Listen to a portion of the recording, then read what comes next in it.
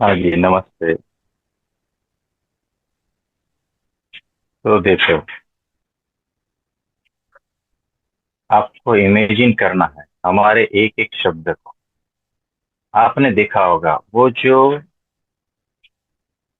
चील है, क्या कहते हैं उसको, है ना? बड़ा सा पक्षी आपने देखा होगा जो जी। ऊंचाइयों पर जाता है और पंखों को ऐसा फैला के रखता है। फिर ऐसा ऐसा नहीं करता, है ना? ऐसा ऐसा हम्म। नहीं उड़ता, वो सिर्फ फैला के रख देता है।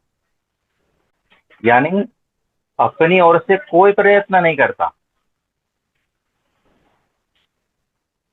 और हवा में वो तैरता रहता है, तैरता रहता है, तैरता रहता है। जितनी देर तैरना चाहते हैं वो तैरता है ना? यानी वो निर्भर हो चुका, अपनापन उसने खत्म कर दिया। अब तेरापन कुछ समझ में आ रहा है? यानी मैंने अपने सारा कुछ छोड़ दिया, अपने प्रयत्न छोड़ दिए। अब तेरे हवाले हूँ, तेरे सहारे हूँ, तुझी कोई समर्पित हूँ, है ना? वो तैर जाता है, तैर जाता है। वो हवा के सहारे तैरता है। और देखो, जीवन हम जो जीते हैं यहाँ पर, उसमें दो प्रकार है, दो प्रकार। एक है हम लड़ेंगे, संघर्ष करेंगे, है ना? और दूसरा है हम लड़ेंगे ही नहीं, संघर्ष ही नहीं करेंगे।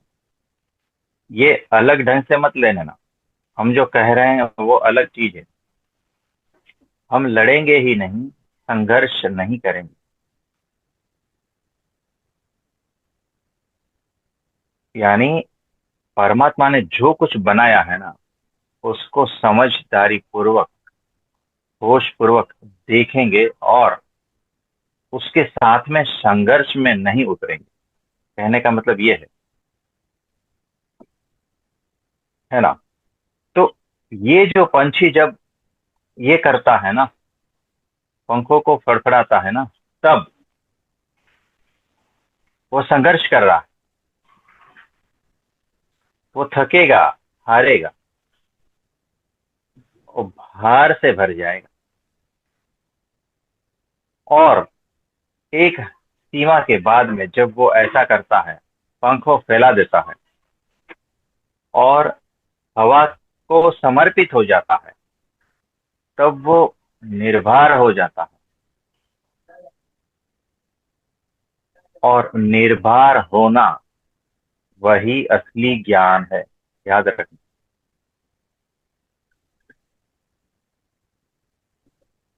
तो निर्भरता इज इक्वल टू ज्ञान। यानी उसमें समर्पण भी आ गया। यानी देखो, मेरा अपनापन कुछ नहीं है। जैसे वो बांसुरी का अपनापन कुछ नहीं है, वो खाली है, निर्भर है। और उसके सहारे है, भगवान के सहारे है। तो भगवान जिस तरह से उसको बजाना चाहता है, वो सुर निकलते रहता है। और देखो, जैसे कोई पात्र है, वो पानी से लबालब भरा है और उसमें एक बूंद और पानी डालोगे तो पानी बाहर निकल जाएगा। ऐसा पात्र, पानी से लबालब, आप देख पा रहे हो? अब क्या कहा कि एक बूंद पानी डालेंगे तो पानी बाहर निकल जाएगा। लेकिन वो जो पुष्प की पंखुड़ियां है, गुलाब के पुष्प की पंख, दो चार उसमें डाल दो, वो उसमें तैर जाएगी, पानी बाहर नहीं निकलेगा। तो ये हो गया निर्भर।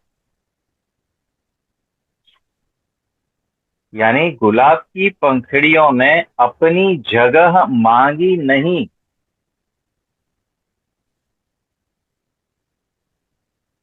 है ना। अहंकार अपनी जगह मांगता है, चाहे वो फैमिली हो, समाज हो, कहीं पर भी हो। अहंकार अपनी जगह मांगता है। अहंकार कहता है मैं भी कुछ हूं, मेरी भी कुछ हैसियत है, मेरी भी इस घर में कुछ जगह है। आप समझे। तो गुलाब की पंखुड़ियों ने जगह ही नहीं मांगी, इसीलिए पानी बाहर ही नहीं निकला, वो तिर गई, है ना। वो सतह पर तर जाते हैं ना, निर्भर होकर। यानी पंखुड़ियां अपनी जगह नहीं मांगती, वैसे ही मैं भी जो है ना इस अस्तित्व में अपनी जगह मांगता ही नहीं, इतना हल्का हूं। यानी अहंकार शून्य की अवस्था। जो अपनी जगह मांगता है ना वो अहंकारी है, याद रख। जो संघर्ष में पड़ता है अहंकारी है, याद रख। कि जैसी तेरी मर्जी वैसी मेरी मर्जी नहीं है, वो अहंकारी है। और जैसी तेरी मर्जी उसमें मैं राजी, बात खत्म हो गई। वो निर्भर हो चुका, और निर्भर होना ही असली ज्ञान है। तो जीवन को चेक करो अपने, कि तुम कहाँ कहाँ जगह मांग रहे हो। जहां जहां जगह मांग रहे हो वहां वहां तुम भार से भर जाते हो।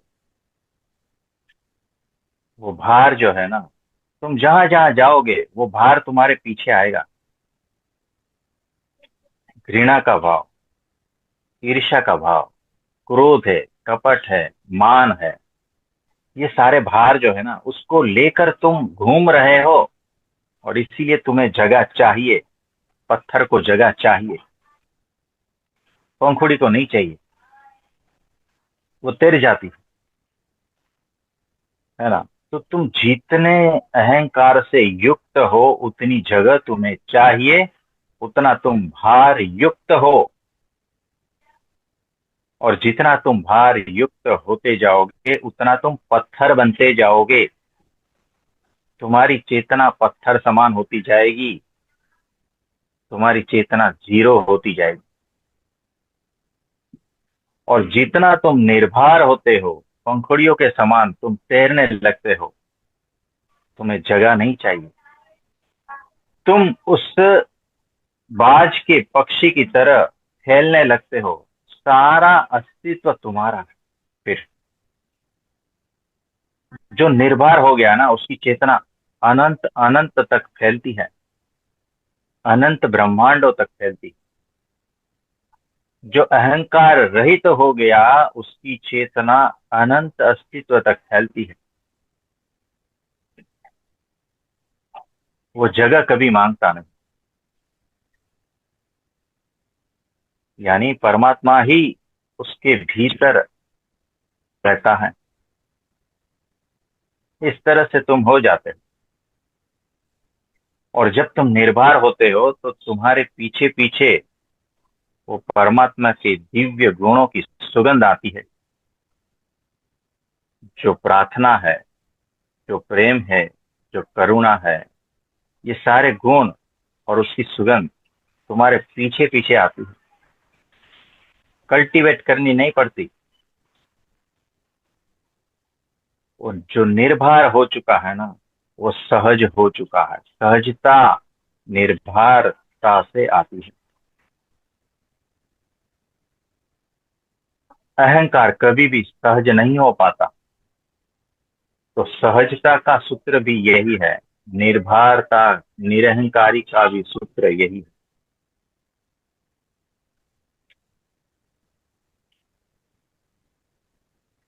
और वही निर्भर हो पाता है जो समझदार है। समझदारी के बगैर इसमें से कुछ भी संभव नहीं। जो जितना समझदार उतना निर्भर, जो जितना समझदार वो उतनी कम से कम जगह मांगता है अपने लिए। जो जितना समझदार वो अहंकार रहित हो जाता है। जो जितना समझदार वो तैर जाता है और परमात्मा के दिव्य गुण उसके भीतर उतरने लगते हैं। तो सारे सूत्रों को बांधने वाला जो एक शब्द है वो समझदारी है।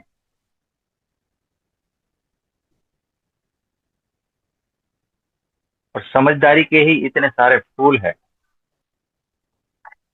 और हर फूल यहाँ तैरता है, हर फूल। आप समझे? देखो, आपने वो कहानी सुनी होगी।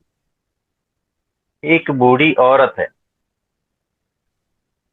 गांव में और उसके पास मुर्गा है एक। अब जब मुर्गा सुबह में बांग देता है ना, बांग पुकारता है, क्या कहते हैं उसको, है ना, तब थोड़ी देर में सूरज निकलता है।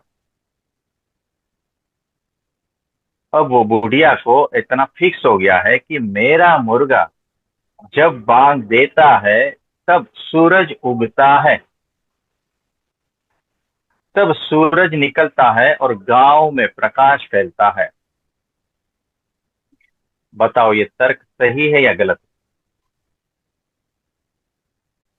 है ना? बुढ़िया का तर्क एकदम परफेक्ट है। सुबह 5 बजे और उसके मुर्गे ने बांग लगाई और उसके बाद में सूरज निकला। ये फैक्ट है, फैक्ट है। इसको कौन इनकार कर सकता है कि जो मुर्गा बांग देता है और थोड़ी देर में सूरज निकलता है, तो ये हर रोज का कार्यक्रम है और यही फैक्ट है और सारे गांव में प्रकाश फैलता है। ये फैक्ट है। आप इसको किसी भी तरह से काट नहीं सकते। ये दिख रहा है ना? तो गांव वाले कुछ यंगस्टर्स जो है ना उसको परेशान कर रहे थे, बुढ़िया की खींचाई कर रहे थे। बुढ़िया हो गई गुस्से। बुढ़िया ने कहा, देखो, अगर और ज्यादा मुझे परेशान किया तो इस गांव को छोड़कर मैं जो है दूसरे गांव में चली जाऊंगी, है ना। तो इस गांव को छोड़कर मैं दूसरे गांव में चली जाऊंगी और तुम सब देखते रहना। मैं अपना मुर्गा लेकर दूसरे गांव में चली जाऊंगी, सूरज वहां निकलेगा, तुम्हारे गांव में अंधेरा रहेगा। याद रखना, क्योंकि ये फैक्ट है। तो सब लोग हंसने लगे और उसको परेशान करने लगे। हाँ, तो वो जो बुढ़िया है वो दूसरे गांव में चली गई और सुबह हुई तो उसके मुर्गे ने बांग लगाई और सूरज निकला। अब बुढ़िया बहुत खुश हो गई। देखा, अब सूरज इस गांव में निकला। और वो जो गांव वाले परेशान होंगे, अब माथा पीट रहे होंगे, छाती पीट रहे होंगे, रोते होंगे, पछतावा करते होंगे। और मैं देखो निकल गई और सूरज इस गांव में आ गया और वो लोग बहुत परेशान होंगे अंधेरे से, कैसे जीते होंगे। ये फैक्ट है, बुढ़िया के लिए ये फैक्ट है। वैसे ही अहंकार के लिए भी ये सारा कुछ है ना, फैक्ट ही है। मेरी वजह से ही होता है। जब तक तुम्हें लगता है कि मेरी वजह से ही होता है, समझना, बुढ़िया के जैसा तर्क तुम लगा रहे हो, तुम अभी भी भार भरे हो। तुम्हारे भीतर अहंकार अभी भी उतना ही है। चाहे वो कितना भी छोटा हो, लेकिन वो कभी भी बड़ा हो सकता है। यानी वो समझदारी है, जो बुढ़िया कह रही है वो समझदारी है क्या? उसके लिए तो समझदारी है, लेकिन तुम थोड़ा होश में आओ ना। तो जो होश पूर्वक और समझदार पूर्वक हो गया है, तो वो कभी भी ऐसा कहेगा ही नहीं कि मेरी वजह से हो रहा। सारा कुछ उसकी वजह से हो रहा है ना। और जिस दिन इस बात का बोध हो गया ना कि सारा कुछ उसी की वजह से हो रहा है, सर्व कर्ता हर्ता एकमात्र परब्रह्म परमात्मा है और मैं हूं ही नहीं, उस दिन समझना कि तुम निर्भर हो चुके हो, तुम तैरने लगे हो, तुम ज्ञानी बन गए हो। आप समझे? तो निर्भरता, समझदारी पूर्वक, वही ज्ञान है।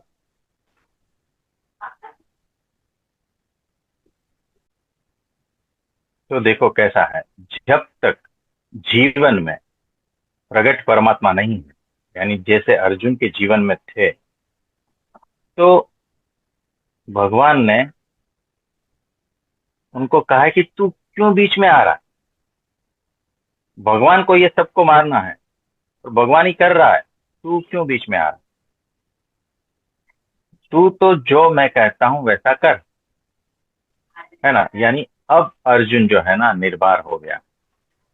अब उसका मेरा तेरा ये सब कुछ नहीं रह गया। अब सिर्फ आज्ञा में ही कल्याण, है ना। भगवान की आज्ञा में ही सारा कुछ समर्पित हो गया। तो देखो कैसा है कि जितनी लेवल में चेतना बढ़ती है, समझदारी बढ़ती है, उस लेवल से आपको जो सही लगता है उतना करना है। आप समझे? और वो करने से पहले ये सोचना है कि उसका कॉन्सिक्वेंसेस क्या होने वाला है ना। उसका प्रत्याघात क्या आने वाला है, क्या उसे जेल पाओगे, सारा सोचकर कदम बढ़ाना। क्योंकि यहाँ हर कदम पे दूसरे 100 कदम बढ़ते हैं, 100 दिशाएं खुलती हैं, और 100 तरह से आपके ऊपर हमला हो सकता है ना। यानी मैंने कुछ एक बात कही तो 100 अलग अलग तरह की बात मेरे सामने आएगी। क्या मैं उसे झेलने के लिए रेडी हूं? अगर भीतर से आवाज आता है कि हाँ, तो गो, बिंदास, है ना। तो ये हो गया कर्म का चक्कर। क्या आप उसमें फंसना चाहते हो? फंसो, कोई प्रॉब्लम नहीं। निकलना चाहते हो, निकल सकते हो, कोई प्रॉब्लम नहीं। गो। यानी कि जो अभिमन्यु था, घुस तो जाता है, निकल नहीं पाता। वैसे हो आप, तो गड़बड़। आप समझे?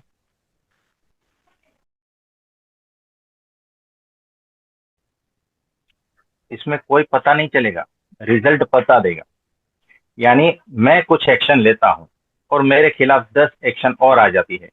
समझना, मैं इंट्यूटिव नहीं हूं। मुझे और ज्यादा चेतना और समझदारी की जरूरत है। जितना जितना समझदार होता जाऊंगा, उतने उतने एक्शन मेरे जीरो होते जाएंगे। उतना उतना निर्भर होता जाऊंगा, उतने उतने परमाणु हिलने बंद हो जाएंगे।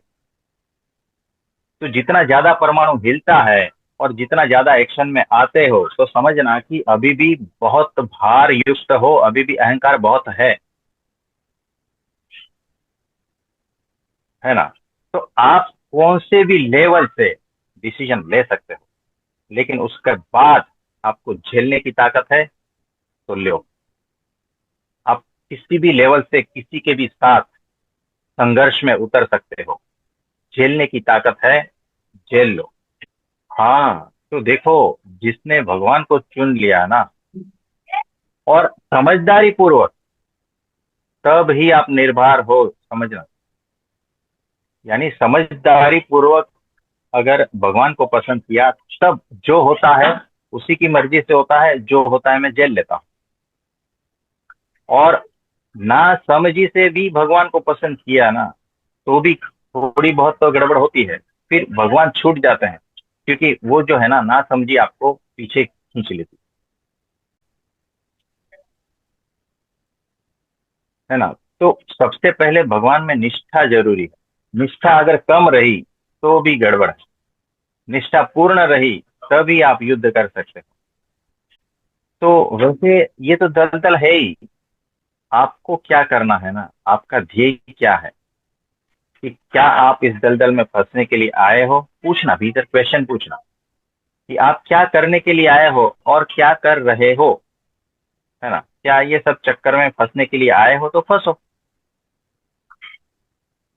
तो इतना होश तो चाहिए, हर पल होश चाहिए, हर कदम से पहले होश चाहिए, समझदारी चाहिए, है ना। और जो समझदार है ना, वो कदम बढ़ाता ही, वो वहीं के वहीं मुक्त है।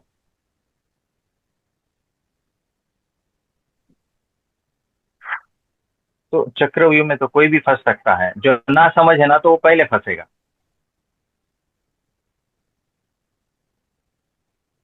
तो वो जो गुरु है ना, बुद्ध भगवान से मिल गए ना अंगुलीमाल, यानी संग किसका किया, शब्दों से या किसी से भी संग किसका किया, तो संग ही सबसे बड़ा, है ना। अब जिसका संग करोगे वैसा आपके भीतर उठेगा। तो ये होश पूर्वक संग करना है, कि संग किसका कर रहे हो, सामान्य लोगों का या सत्पुरुष का, है ना।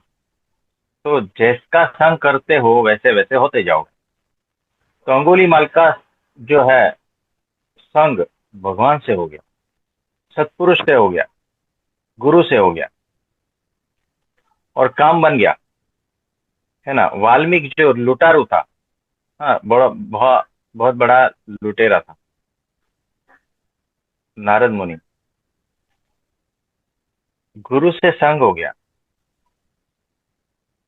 रामायण रच दी, है ना।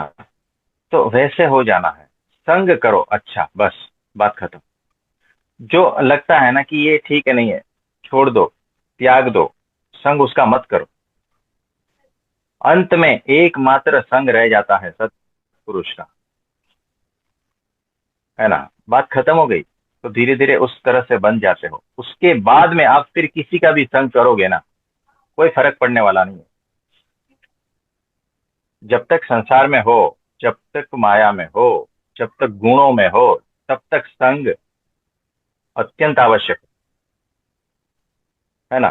किसी भी संग से आप प्रभावित हो सकते हो, और जिस दिन मायातीत हो गए, गुणातीत हो गए, है ना, उस दिन किसी का भी संग आपको प्रभावित करने में सक्षम नहीं रहेगा। फिर आपका जो संग करेगा ना, वो तर जाएगा, उसका कल्याण हो जाएगा, आप वैसे हो जाओ।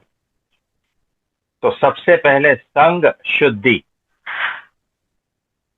उसके बाद में मायातीत, गुणातीत, आत्मस्थित, और उसके बाद में जब संसार व्यवहार में उतरते हो, संग करते हो, तो आपके संग में जो आता है ना, वो सत्संगी हो जाता है। आपके संग में जो आता है ना, वो तर जाता है, उसका कल्याण हो जाता है। आप समझ रहे हो ये पूरा, एक साधक से कौन सी दशा में जा रहे हो। तो संग सबसे बलवान है, याद रखना, जब तक मायातीत नहीं हुए तब तक। तो लाइव चाहिए मास्टर, जैसे अंगुली माल को मिले थे, वाल्मीकि लुटेरे को मिले थे, है ना, वैसे लाइव मास्टर चाहिए। तब हो सकता है, सब कुछ हो सकता है। तो आप सभी के जीवन में भी वो लाइव मास्टर आए, और आप सभी उस निर्दोषता को उपलब्ध हो, उस समझदारी को उपलब्ध हो, और मायातीत गुणातीत हो जाओ, ऐसे भगवान से प्रार्थना करते हैं।